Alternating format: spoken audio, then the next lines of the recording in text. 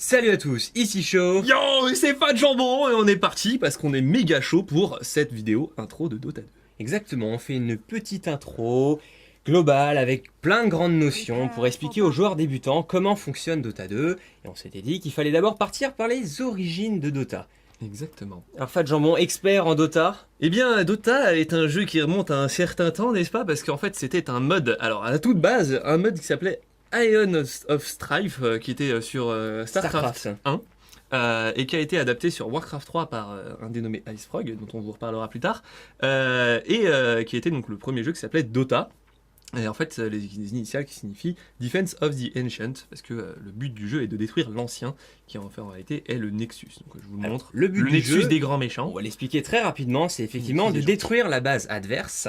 Il y a 3 lanes, donc je pense montrer les 3 lanes. C'est ça. Donc, celle qu'on appelle la lane du milieu, la mid. Rapidement, on a la fontaine et tout part d'ici, donc je vous le mets sur la map, vous pouvez voir là, je vous fais le middle, le top. Et le bottom. Bien évidemment, le bottom est le top d'une équipe, et le bottom est le top, etc. Ça s'inverse. C'est un miroir, plus ou moins. Le d'ailleurs est au top, en fait, c'est l'équipe du haut, et le Radiant, c'est l'équipe du bas. Voilà. Les nomme communément comme ça, parce que ça vient justement de Dota All-Star. Le principe, 5 versus 5, 5 héros contre 5 héros, 5 joueurs contre 5 joueurs. C'est le principe du MOBA d'ailleurs. Oui, on l'a pas dit, le MOBA, c'est un type de jeu, parce que comme vous pouvez connaître le FPS ou le jeu en stratégie par exemple, le MOBA c'est le Massive Online Battle Arena, qui définit les jeux du genre de Dota. Comme League of Legends, voilà. Heroes of New Earth et bien d'autres, voilà. Il y en a plein à citer, mais voilà, ce sont des jeux qui se ressemblent pas mal. Alors, 5 versus 5, il y a une composante essentielle dans Dota, c'est qu'on ne peut pas gagner tout seul. C'est un jeu d'équipe, avant tout. Dites-vous que voilà, vous êtes dans une équipe et enfin, en gros, si vous gagnez tout seul, ça peut arriver, mais c'est très très rare. C'est franchement très très rare. Mais voilà. Voilà, ça met en avant le team play, la réussite à plusieurs, et c'est un jeu qui change petit peu. Et donc vous concoctez une petite équipe pour au final avoir aussi des rôles bien spécifiques, n'est-ce pas? Parce que comme tu l'as dit, c'est un jeu d'équipe et on a chaque personne va jouer un rôle un peu différent qui prendra son sens au sein de la game. Du genre, on a souvent par exemple on a quoi, des supports, on a des gankers. On pourrait en parler de plein, on va prendre les basiques. Il y a le carry, forcément, le héros qui en fait généralement va finir la game, peu puissant au début, très puissant à la fin, il faut donc lui donner beaucoup d'expérience pour qu'il prenne l'avantage le plus vite possible. A l'inverse, les supports qui vont rendre cette chose là possible en aidant le fameux carry à se farm justement, à gagner de l'or, à gagner de l'expérience. Puis il y a d'autres héros, les gankers par exemple, ceux qui vont détruire les héros ennemis avec du spike. Spike, c'est beaucoup de dégâts d'un seul coup. On a les initiators, ceux qui initient le combat ou qui mettent une situation avantageuse pour commencer justement le dit combat. Il y a énormément de rôles. Ce serait très compliqué de parler de tous les rôles, mais voilà. Il faut une petite oreille attentive et vous finirez par tout comprendre. Ensuite, au niveau des héros, vous voyez par exemple Templar Assassin joué par Fat Jambon en ce moment même, niveau 2. Alors, on a 4 sorts en général, souvent un peu plus sur certains héros. Par exemple, ce héros fait un peu exception. On a mal choisi. On a 3 sorts en fait basiques que vous pouvez prendre du niveau 1 à 25, parce que le niveau maximum est 25. Et en fait, au niveau 6, au niveau 11 et au niveau 16, vous pouvez prendre un niveau de votre compétence ultime. Donc l'ultimate, comme on l'appelle, est une compétence qui a en général un temps de rechargement un petit peu plus long, qui fait très très mal, qui coûte peut-être un petit peu plus cher. Et elle a tendance à définir carrément le héros. Voilà, souvent l'ultimate fait souvent tout le héros. Tout à fait. Ensuite donc l'expérience montre donc la petite jauge en bas. Ici, là, le petit niveau 3, je suis à 127 sur 400. Vous voyez, quand je L'idée, c'est de progresser le plus vite possible. Ensuite, parlons forcément du last hit, ça fait partie de cette progression, le last hit et le deny. Alors, on va voir, Fat Jambon malheureusement est en train de roamer, donc de sortir de sa lane pour se déplacer autre part, et ne va donc pas pouvoir last hit. Le last hit, c'est très simple, ça consiste à porter le dernier coup au creep adverse. Alors, les creep adverses, c'est ceux avec la vie en vert, là.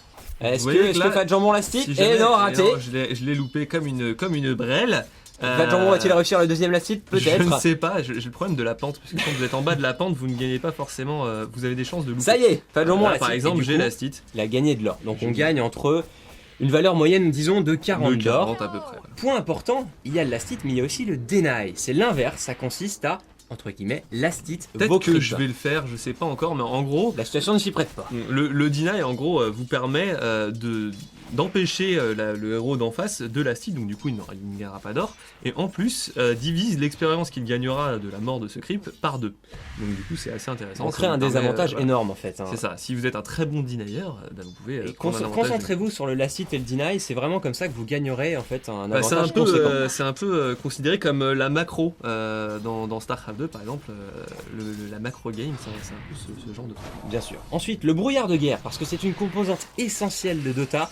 Vision is power, vision is life. Là, par exemple, on peut voir que je vois quand même assez loin parce il fait jour. Hein, là-haut, on voit qu'il y a une petite horloge et ils disent qu'il est 1h de l'après-midi.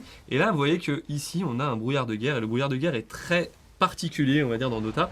Il peut vous permettre de vous cacher derrière des arbres sans que quelqu'un vous voie, et vous pouvez éviter des ganks et des trucs comme ça. Donc c'est assez intéressant. C'est très important de maîtriser le brouillard de guerre et puis aussi de placer les fameuses wards. Ce sont donc des objets que vous posez au sol qui vous donnent la vision. Une vision capitale qui va vous permettre soit de vous sauver, soit d'avoir une information parce que vous allez vous faire ganker. Ganker, tiens, on va pas expliquer celui-là. C'est ça, tu viens de dire ganker au moment où Enigma s'est fait ganker par Sand King d'ailleurs, c'était assez marrant. Donc du coup, on en vient aux objets aussi que tu as oublié de citer parce que tu parlais de tout ça. Ouais, on peut voir qu'il y a un joli petit comment dire, courrier, c'est un iceberg. Il y a un petit courrier qui est venu m'apporter des objets. C'est particulier à Dota ce fonctionnement. Ça vous permet en fait d'avoir, on va dire, la poste gratos qui vous amène donc les objets venant depuis le shop, parce que du coup on vous amène au shop qui vous permet en fait d'acheter des objets. Dota s'est fait beaucoup connaître grâce à ça, parce que en fait le shop est très particulier, il vous permet de créer des objets à partir de d'autres objets avec des recettes. Donc en fait c'est un peu vous faites votre cuisine de build order, ce que vous voulez. Donc c'est assez sympa et les gens avaient plutôt bien aimé ça. Et n'hésitez pas à vous renseigner, à regarder des guides, parce que la façon dont vous prenez vos sorts, c'est une composante de votre héros, mais la façon dont vous achetez et vous choisissez les objets, ça joue aussi énormément. Exactement, ce ne sera pas exactement, ce sera pas du tout le même héros si jamais vous partez sur un objet totalement différent. Peut-être un petit dernier point sur le miss ou le roaming. Par exemple, la Fat Jambon ne va, je pense, pas quitter la middle lane, mais tu pourrais aller gank, donc aller tuer des héros ennemis en sortant de ton poste d'origine. Et on peut voir d'ailleurs que...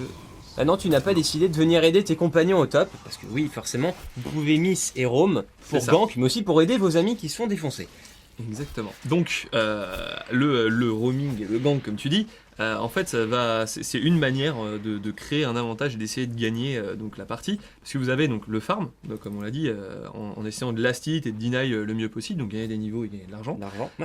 Et pour gagner de l'argent ou gagner de l'expérience, vous avez un autre moyen qui est de tuer les héros d'en face, car tuer un héros vous rapporte 250 d'or au tout début, sachant que si la personne a tué beaucoup d'autres héros avant, il gagnerait plus d'argent.